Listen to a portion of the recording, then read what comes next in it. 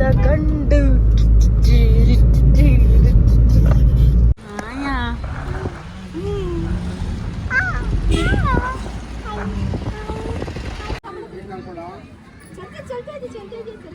ಮುಖ ತೊಳ್ದ ಬಬ್ಲ ತೋಸ ತೊಳ್ದಿಲ್ಲ ಮುಖ.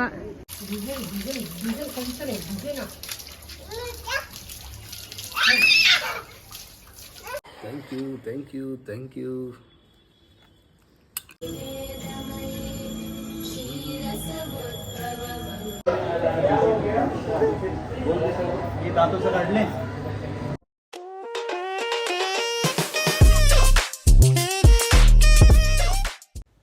ಹಲೋ ನಮಸ್ಕಾರ, ಎಲ್ಲರೂ ಹೇಗಿದ್ದೀರಾ? Welcome back to my YouTube channel. ಈ ವಿಡಿಯೋ ಒಂಥರ ಮಿಕ್ಸ್ಚರ್ ಥರ ಇರುತ್ತೆ, ಯಾಕಂದರೆ 1 ವೀಕ್ ಪೂರ್ತಿ ಏನೇನಾಗಿತ್ತು ಅದಷ್ಟು ಒಂದೇ ವ್ಲಾಗಲ್ಲಿ ಅಪ್ಲೋಡ್ ಮಾಡಿದ್ದೀನಿ. ಸೊ ಬನ್ನಿ ವಿಡಿಯೋ ಸ್ಟಾರ್ಟ್ ಮಾಡೋಣ. ನಾನು, ನನ್ನ ಹಸ್ಬೆಂಡ್ ಮತ್ತು ಮಗು 3 ಜನನು ಒಂದು ಗುರುಪ್ರವೇಶ ಇತ್ತು ಮಂಡ್ಯದಲ್ಲಿ. ಅಂದರೆ ನಾವು ಅಂಗಡಿ ಮಾಡಿದ್ಮೇಲೆ ನಾವು ನಮ್ಮ ಅಂಗಡಿ ಹತ್ರ ಎದುರುಗಡೆನೇ ಒಂದು ಹೋಟೆಲ್ ಇದೆ. ಅವರು ತುಂಬ ಪರಿಚಯ ಆಗಿ ಕ್ಲೋಸ್ ಆಗಿದ್ದರು. ಸೊ ಅವರು ಕರೆದಿದ್ರು ಗುರುಪ್ರವೇಶಕ್ಕೆ. ಅವರು ಮಂಡ್ಯದಲ್ಲಿ ಊರಲ್ಲಿ ಮನೆ ಕಟ್ಟಿಸಿದ್ರು. ಸೊ ಅದಕ್ಕೆ ಅಲ್ಲಿ ಹೋಗೋಣ ಅಂತ ಹೇಳಿ ಹೋಗ್ತಾಯಿದ್ವಿ. ಸೊ ಹಂಗೆ ಗುರುಪ್ರವೇಶ ಮುಗಿಸ್ಕೊಂಡು ಮಂಡ್ಯದಿಂದ ಸ್ವಲ್ಪ ಮುಂದೆ ಶ್ರೀರಂಗಪಟ್ಟಣಕ್ಕೆ ಹೋಗಿ ಹಾಗೆ ತಾಯಿ ನಿಮಿಷಾಂಬ ದೇವಿ ದರ್ಶನ ಮಾಡ್ಕೊಂಡು ಬರೋಣ ಅಂತ ಹೇಳಿ ಪ್ಲ್ಯಾನ್ ಮಾಡಿದ್ವಿ. ತುಂಬ ದಿನ ಆಗಿತ್ತು ಅಲ್ಲಿ ಹೋಗಿ. ಸೊ ನನ್ನ ಹಸ್ಬೆಂಡ್ಗೆ ಹೇಳ್ತಾನೆ ಇದ್ದೆ ಹೋಗೋಣ ಅಂತ. ಸೊ ಕಾಲ ಕೂಡ ಬಂತು ಹೆಂಗೋ ಒಂದು. ಸೊ ಅದಕ್ಕೆ ಹಂಗೆ ಗುರುಪ್ರವೇಶ ಮುಗಿಸ್ಕೊಂಡು ದೇವಿ ದರ್ಶನ ಮಾಡ್ಕೊಂಡು ಬರೋಣ ಅಂತ ಹೇಳಿ ಹೋಗ್ತಾಯಿದ್ವಿ. ಮಂಡ್ಯದ ಗಂಡು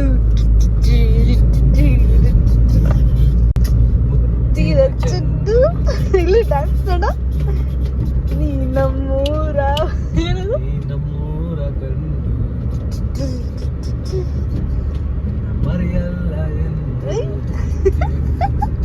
ಡ್ಯಾನ್ಸ್ ಬಬ್ಲು.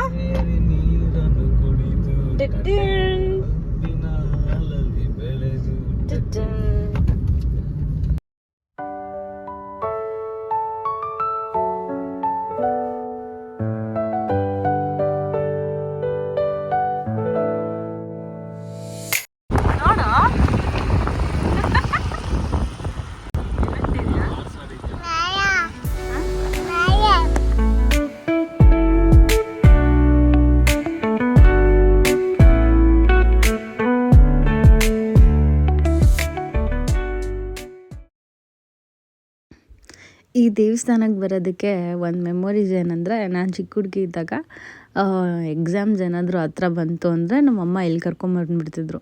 ಕರ್ಕೊಬಂದು ನೀರಲ್ಲಿ ಮುಳುಗಿಸಿ ಸ್ನಾನ ಮಾಡಿಸಿ ಆಮೇಲೆ ಇಲ್ಲೇ ಸ್ನಾನ ಮಾಡ್ಕೊಂಡು ಹೋಗಿ ದೇವಸ್ಥಾನಕ್ಕೆ ಹೋಗಿ ಪೂಜೆ ಮಾಡಿಸ್ಕೊಂಡು ಎಕ್ಸಾಮ್ಸಲ್ಲೆಲ್ಲ ಚೆನ್ನಾಗಿ ಮಾಡಲಿ ಅಂತ ಹೇಳಿ ನಮ್ಮಮ್ಮ ಇಲ್ಲಿ ಕರ್ಕೊಂಬರ್ತಿದ್ರು.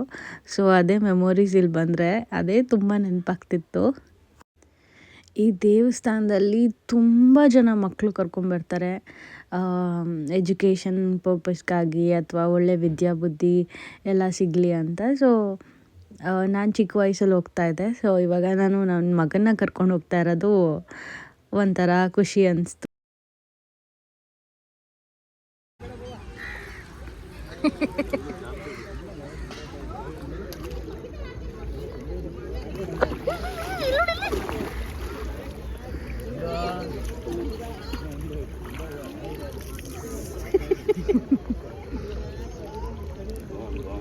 ಹಾಕೊಂಡು ಸೀರೆಲ್ಲ ನಿಂದೋಗುತ್ತಪ್ಪು. ಹೋಗೋ ಬಬ್ಲು, ಇವನು ಇಳಿಸು, ಪ್ಯಾಂಟ್ ಮಡ್ಚ್ಬಿಟ್ಟು ಅಪ್ಪು. ಏನಾಗಲ್ಲ.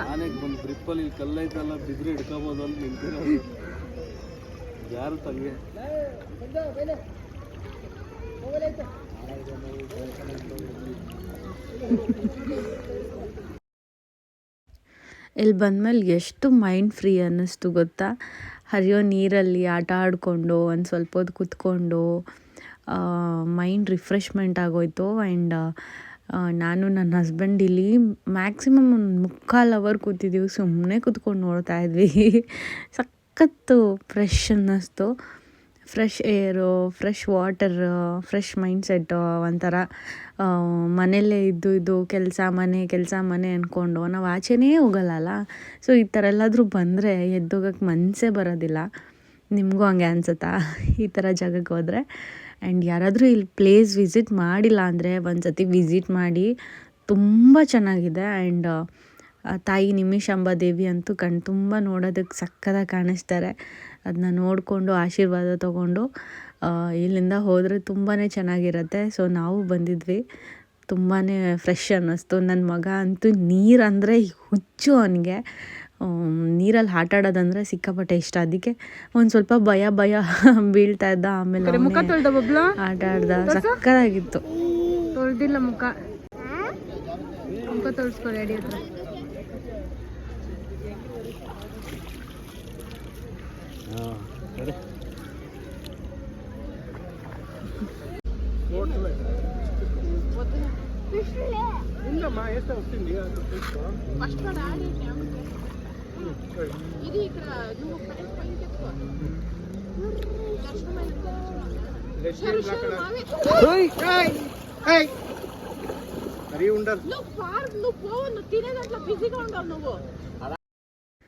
ಫಸ್ಟು ಹಣ್ಣು ಕಾಯಿ ಮಡ್ಲಕ್ಕಿ ಎಲ್ಲ ತೊಗೊಂಡಿದ್ದೆ. ಸೊ ಅದಕ್ಕೆ ಕೈಕಾಲು ತೊಳ್ಕೊಂಡು ಒಂದು ಸ್ವಲ್ಪ ಫ್ರೆಶ್ ಅನ್ಸ್ಕೊಂಡು ಹೋಗೋಣ ಅಂತ ಹೇಳಿ ಕೈಕಾಲೆಲ್ಲ ತೊಳ್ಕೊಂಡು ಇವಾಗ ಮಡ್ಲಕ್ಕಿನ ತೊಗೊಂಡೋಗಿ ದೇವಿಗೆ ಕೊಟ್ಟು ಒಂದು ಸ್ಪೆಷಲ್ಲಾಗಿ ಅರ್ಚನೆ ಮಾಡಿಸ್ಕೊಂಡು ಅಲ್ಲಿಂದ ಹೊರಟ್ವಿ. ಸಖತ್ ಚೆನ್ನಾಗಿತ್ತು, ಒಂಥರ ಫೀಲು. ಸೊ ತಾಯಿ ನಿಮಿಷಾಂಬ ದೇವಿನ ನೋಡಿ ಎಷ್ಟು ಚೆನ್ನಾಗಿದೆ.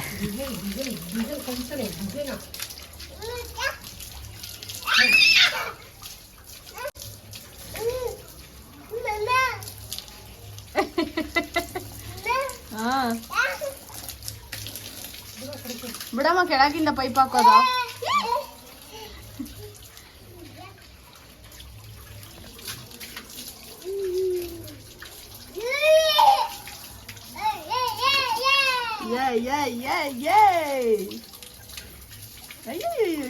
ಡೆಡಿಕೇಶನ್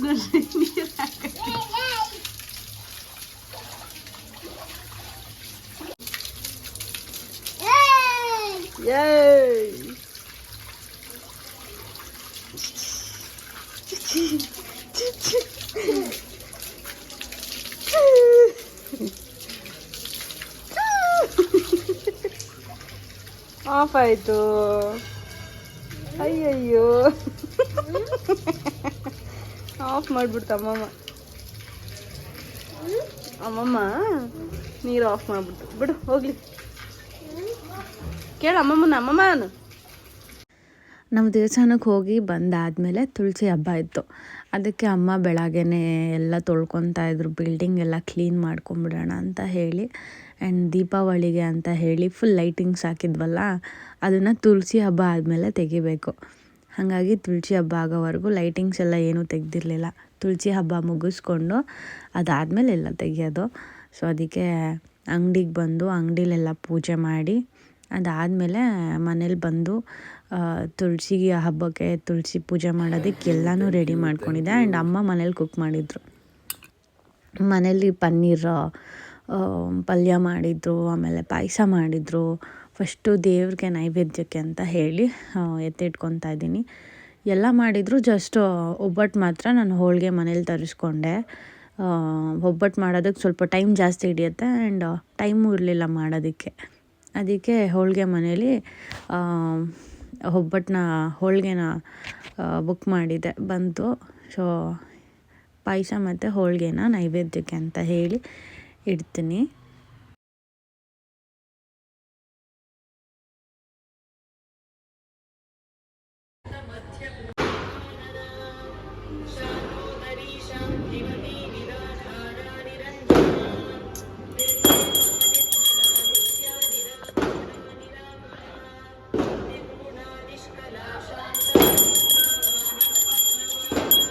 ಬಾತು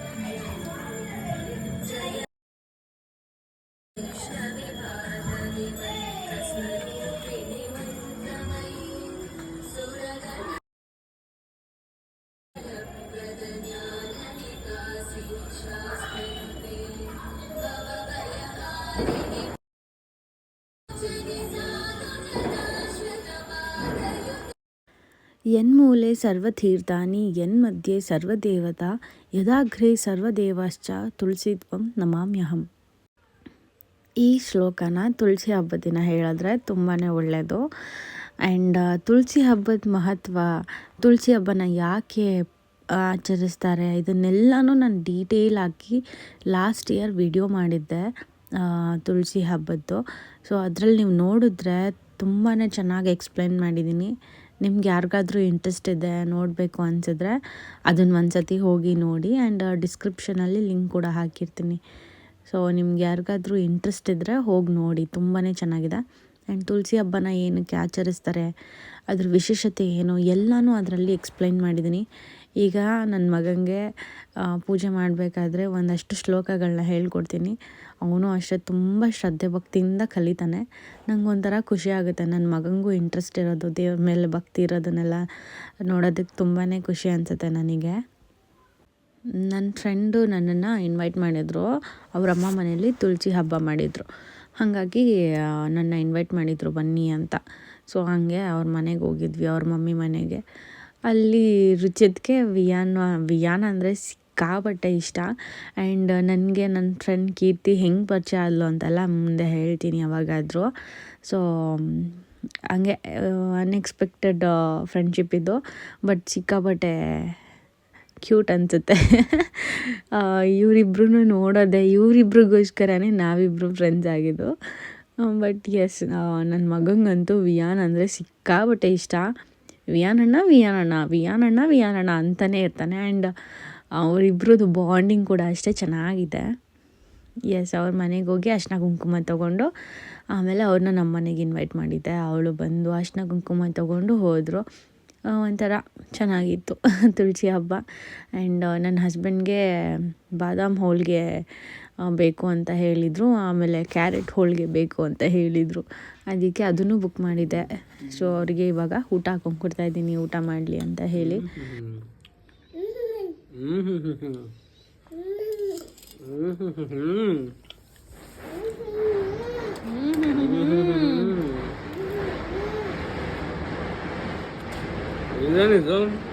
ಪನ್ನೀರ್ ಪಲ್ಯ, ಪನ್ನೀರ್ ಅಲಾಂಗ್ ವಿತ್ ವೆಜ್ಜೀಸ್.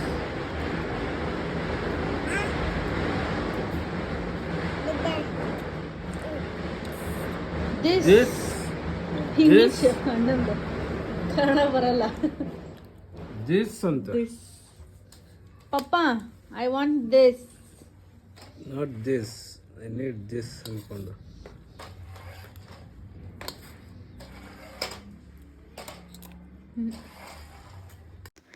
ತುಳಸಿ ಹಬ್ಬ ಆದಮೇಲೆ ನಮ್ಮದು ಆ್ಯನಿವರ್ಸರಿ ಇತ್ತು.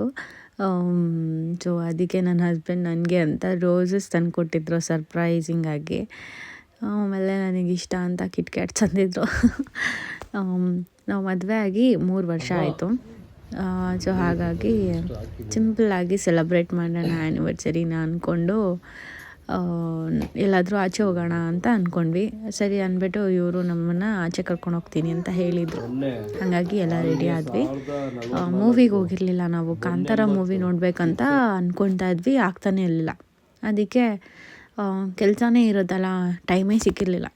ಇವರು ಅದಕ್ಕೆ ಹೆಂಗೋ ಆ್ಯನಿವರ್ಸರಿ ಸ್ಪೆಷಲ್ಲು ಮೂವಿ ನೋಡ್ಕೊಂಡು ಬಂದುಬಿಡೋಣ ಅಂತ ಹೇಳಿ ಕಾಂತಾರ ಮೂವಿಗೆ ಹೋಗಿ ಗೋಪಾಲನ ಆರ್ಕೇಡಲ್ಲಿ. ಅದಾದಮೇಲೆ ನಮ್ಮನೆ ಹತ್ರನೇ ಎಂಪರರ್ ಓಪನ್ ಆಗಿತ್ತು. ಅಲ್ಲಿ ಊಟ ಮಾಡ್ಕೊಂಡು ಮನೆಗೆ ಹೋಗೋಣ ಅಂದ್ಕೊಂಡು ಪ್ಲ್ಯಾನ್ ಮಾಡಿ ಲೇಟ್ ನೈಟ್ ಇದೊಂದೇ ಅಲ್ವಾ ಓಪನ್ ಇರೋದು. ಸೊ ಬಂದ್ವಿ, ನೋಡಿದ್ರೆ ಯಾಕಾದರೂ ಬಂದ್ವು ಅಂತ ಎಕ್ಸ್ಪೀರಿಯನ್ಸ್ ಆಗೋಯ್ತು. ಎಲ್ಲದಕ್ಕೂ ಒಂದೇ ಮಸಾಲೆ, ಒಂದೇ ಟೇಸ್ಟು. ನೀವು ಏನೇ ತೊಗೊಂಡ್ರು ಎಲ್ಲರೂ ಒಂದೇ ಟೇಸ್ಟ್ ಆಗ್ತಿತ್ತು. ನನಗಂತೂ ಯಾಕಾದರೂ ಬಂದು ಅಂದ್ಕೊಂಡ್ಬಿಟ್ಟೆ. ಮುಂಚೆ ಇದೇ ಜಾಗದಲ್ಲಿ ಪೆಲೆಟ್ ಅಂತ ಇತ್ತು, ಅಲ್ಲಿ ಎಷ್ಟು ಚೆನ್ನಾಗಿ ಮಾಡ್ತಿದ್ರು. ಎಲ್ಲ ಹದ್ಗೆಡ್ಸ್ಬಿಟ್ಟು ಇವಾಗ ಯಾವುದೋ ಬೇರೆ ತಂದುಬಿಟ್ಟು ಒಂದು ಸ್ವಲ್ಪನೂ ಚೆನ್ನಾಗಿಲ್ಲ ಟೇಸ್ಟು. ನಮಗಂತೂ ಏನೂ ಇಷ್ಟ ಆಗಲಿಲ್ಲ ತಿನ್ನೋದಕ್ಕೆ. ಸುಮ್ಮನೆ ಓವರ್ ಹೈಟ್ ಅನಿಸ್ತು ಅಷ್ಟೇ. ಸರಿ ಅಂದ್ಬಿಟ್ಟು ಹಿಂಗೋ ಮನೆ ಪಕ್ಕದಲ್ಲೇ ಇದ್ದಿದ್ದು ಊಟ ಮಾಡ್ಕೊಂಡು ಹಂಗೆ ಮನೆಗೆ ಹೋದ್ವಿ. ಊಟ ಮಾಡಬೇಕಾದ್ರೆ ನನ್ನ ಮುಖ ಎಷ್ಟು ಚೆನ್ನಾಗಿರುತ್ತೆ ಗೊತ್ತಾ. ಚೆನ್ನಾಗಿಲ್ಲ ಊಟ ಅಂದರೆ ನನ್ನ ಮುಖದ ಎಕ್ಸ್ಪ್ರೆಷನಲ್ಲೇ ಹೇಳ್ಬಿಡ್ತೀನಿ ಅದು ಚೆನ್ನಾಗಿಲ್ಲ ಅಂತ, ಹಾಗಿತ್ತು. ಆಮೇಲೆ ನೆಕ್ಸ್ಟ್ ಡೇ ನನ್ನ ಮಗಂಗೆ ಹೇರ್ ಕಟ್ ಮಾಡ್ಸೋಣ ಅಂತ ಕರ್ಕೊಂಡು ಹೋಗಿದ್ದೆ. ಈ ವಿಡಿಯೋನ ಯಾಕೆ ಹಾಕ್ತಾಯಿದ್ದೀನಿ ಅಂದರೆ ನನ್ನ ಮಗ ಯೂಶ್ವಲಿ ಹೇರ್ ಕಟ್ ಮಾಡಿಸ್ಕೊಳ್ಳೋದೇ ಇಲ್ಲ. ಅವನಿಗೆ ಅವನು ಎಳೆ ಮಗುವಿಂದ ಇವ್ರು ಬಿಟ್ಟು ಇನ್ಯಾರೂ ಅವನಿಗೆ ಹೇರ್ ಕಟ್ ಮಾಡಲ್ಲ. Is favourite. ಪ್ರತಿ ಸಲ ಯಪ್ಪನೇ ಇರಬೇಕು ಅವನಿಗೆ ಹೇರ್ ಕಟ್ ಮಾಡ್ಸೋಕ್ಕೆ. ಅವ್ರಿಗೂ ಅಷ್ಟೇ ನನ್ನ ಮಗ ಅಂದರೆ ಸಿಕ್ಕಾಪಟ್ಟೆ ಇಷ್ಟ. ಹಂಗಾಗಿ ಪ್ರತಿ ಸಲ ಅವರೇ ಹೇರ್ ಸ್ಟೈಲ್ ಮಾಡೋದು, ನಾವೇನು ಹೇಳೋದಿಲ್ಲ ಹಿಂಗೆ ಮಾಡಿ ಹಂಗೆ ಮಾಡಿ ಅಂತೆಲ್ಲ ಅವರೇ ಮಾಡೋದು ಗ್ರೀನ್ಸಲ್ಲಿ. ಸೊ ನನ್ನ ಹಸ್ಬೆಂಡ್ ಆ ಕಡೆ ಮಾಡಿಸ್ಕೊತಾಯಿದ್ರು. ಇವ್ನು ಈ ಸಲ ಯಾವ ಥರ ಅಂದರೆ ಅಡ್ಜಸ್ಟ್ ಆಗಿಬಿಟ್ಟಿದ್ದಾನೆ. ಫುಲ್ ಹ್ಯಾಪಿ ಮೂಡು. ಹೇರ್ ಕಟ್ ಮಾಡ್ತಿದ್ರೆ ಖುಷಿಯಾಗಿ ಮಾಡಿಸ್ಕೊತಾ ಇದ್ದ. ಅಲ್ಲಿ ಇವನಿಗಿಂತ ದೊಡ್ಡ ಮಕ್ಕಳು ಅಳ್ತಾ ಇದ್ದಾರೆ, ಇವನು ನಗ್ತಾ ಇದ್ದಾನೆ. ಅದಕ್ಕೆ ಎಲ್ಲರೂ ಎಷ್ಟು ವರ್ಷ ಇವನಿಗೆ ಹಿಂಗೆ ಇಷ್ಟು ಸೈಲೆಂಟಾಗಿದ್ದಾನೆ, ಯಾಕೆ ಎಂಜಾಯ್ ಮಾಡ್ಕೊತಾ ಇದ್ದಾನೆ ಆರಾಮಾಗಿ ಅಂತೆಲ್ಲ ಕೇಳ್ತಾಯಿದ್ರು. ಸಖತ್ ಖುಷಿ ಅನ್ನಿಸ್ತು. ನಮ್ಮ ರುಚಿತಿ ಎಷ್ಟು ನೋಡ್ತಾನೆ ಎಷ್ಟು ದೊಡ್ಡವನಾಗ್ಬಿಟ್ಟ ಅನ್ನಿಸ್ತು. ಯೂಶ್ವಲಿ ಹೇರ್ ಕಟ್ ಮಾಡಿಸ್ಕೊತಾನೆ ಇರಲಿಲ್ಲ ಅವನು, ಸಿಕ್ಕಾಪಟ್ಟೆ ಅಳೋನು, ಅಲ್ಲೆಲ್ಲ ಕಿರ್ಚಾಡ್ಬಿಡೋನು. ಅವರಂತೂ ಎಷ್ಟು ಸಮಾಧಾನ ಮಾಡಬೇಕಿತ್ತು. ಈ ಸಲ ಅವರೇ ಶಾಕ್ ಆಗಿಬಿಟ್ರು, ಏನು ಈ ಸಲ ಏನೂ ಮಾತಾಡ್ತಿಲ್ವಲ್ಲ ಅಂತ. ಅದಕ್ಕೆ ಖುಷೀಲಿ ಇನ್ನೂ ಚೆನ್ನಾಗಿ ಮಾಡ್ತೀನಿ ಕಣೋ ಈ ಸಲ ಅಂತ ಹೇಳಿ ಏನೋ ಸ್ಪೈಕೆಲ್ಲ ಮಾಡ್ತಿದ್ರು. ಸರಿ ಮಾಡಲಿ ಅಂದ್ಬಿಟ್ಟು ಸುಮ್ಮನೆ ಆಗಿದ್ದೆ. ನಾನೇನು ಹೇರ್ ಸ್ಟೈಲ್ ಹೇಳೋದೇ ಇಲ್ಲ, ಅವರಿಗೆ ಗೊತ್ತು ಇವನಿಗೆ ಏನು ಚೆನ್ನಾಗಿ ಕಾಣಿಸುತ್ತೋ ಅದನ್ನು ಮಾಡಿಬಿಡ್ತಾರೆ. ಆ್ಯಂಡ್ ಅವರಿಗಂತೂ ಸಿಕ್ಕಾಪಟ್ಟೆ ಇಷ್ಟ. ಅವ್ನು ಮಾಡಿಸ್ಕೊಳ್ದೇ ಇರೋ ಟೈಮಲ್ಲೇ ಎಷ್ಟು ಕಸ್ಟಮರ್ಸ್ ಇದ್ರೂ ಅವ್ರನ್ನೆಲ್ಲ ವೆಯ್ಟ್ ಮಾಡಿಸಿ ಇವನಿಗೆ ಸ್ಪೆಷಲಾಗಿ ಮಾಡ್ತಿದ್ರು. ಅದರಲ್ಲೂ ಈ ಸಲ ಇವ್ನು ಮಾಡಿಸ್ಕೊತಾ ಇರೋದ್ರಿಂದ ಖುಷಿಗೆ ಇನ್ನೂ ಚೆನ್ನಾಗಿ ಮಾಡಿದ್ರು. ನನ್ನ ಮಗ ಅಂತೂ ಈ ಸಲ ಸೈಲೆಂಟಾಗಿ ಕುತ್ಕೊಂಡು ಅವ್ರ ಡ್ಯಾಡಿ ಮಾಡಿಸ್ಕೊಂಡು, ಅವ್ನಿಗೇನು ಗೊತ್ತಾ, ಅವ್ರ ಡ್ಯಾಡಿ ಏನಾದರೂ ಮಾಡಿಸ್ಕೊಂಡ್ರೆ ಅದನ್ನು ಮಾಡಿಸ್ಕೊಬೇಕು. ಮನೇಲೂ ಅಷ್ಟೇ. ಈಗ ದೊಡ್ಡವನಾಗ್ಬಿಟ್ಟಿದ್ದಾನಲ್ಲ, ನಮ್ಮಪ್ಪ ಹೇರ್ ಕಟ್ ಮಾಡಿಸ್ಕೊತಿದ್ದಾರೆ, ನಾನು ಮಾಡಿಸ್ಕೊಬೇಕು, ಆ ಥರ ಒಂಥರ ಖುಷಿ ಇವನ್ನ ನೋಡೋದಕ್ಕೆ ನನಗಂತೂ. ಎಲ್ಲೋದ್ರೂ ಫ್ರೆಂಡ್ಸ್ನ ಮಾಡ್ಕೊಂಡು ಬಂದುಬಿಡ್ತಾನೆ, ಎಲ್ಲೋದ್ರೂ ಎಲ್ರಿಗೂ ಇಷ್ಟ ಆಗಿಬಿಡ್ತಾನೆ. ಆ ಥರ ಕ್ಯಾರೆಕ್ಟರು ರುಚಿದು. ಆ್ಯಂಡ್ ಇವನಂದರೆ ಒಂಥರ ಜನ ಎಲ್ಲರೂ ಇಷ್ಟಪಡೋದು, ಮುದ್ದಾಡೋದು. ಎಲ್ಲೋದ್ರೂ ಒಂದು ಕಡೆ ಫ್ರೆಂಡ್ಸ್ನ ಮಾಡ್ಕೊಂಡು ಬರ್ತಾನೆ. ನಾವೆಲ್ಲ ಒಂಥರ ಇಂಟ್ರೋವರ್ಟ್ ಥರ ಆಡಿದ್ರೆ ಅವ್ನು ಎಕ್ಸ್ಟ್ರೋವರ್ಟ್ ಥರ ಆಡ್ತಾನೆ ಒಂದೊಂದ್ಸಲ. ಸೊ ಎಸ್, ಈ ವಿಡಿಯೋ ನಿಮಗೆಲ್ಲ ಇಷ್ಟ ಆಗಿದೆ ಅಂತ ಭಾವಿಸ್ತೀನಿ. ಸೊ ವಿಡಿಯೋ ಇಷ್ಟ ಆಗಿದ್ದರೆ ಲೈಕ್, ಶೇರ್, ಕಮೆಂಟ್, ಸಬ್ಸ್ಕ್ರೈಬ್ ಮಾಡೋದನ್ನ ಮರಿಬೇಡಿ. So thanks for watching. ಇದೇ ರೀತಿ ಪ್ರೀತಿ ಸದಾಕಾಲ ಇರಲಿ. ಬಾಯ್.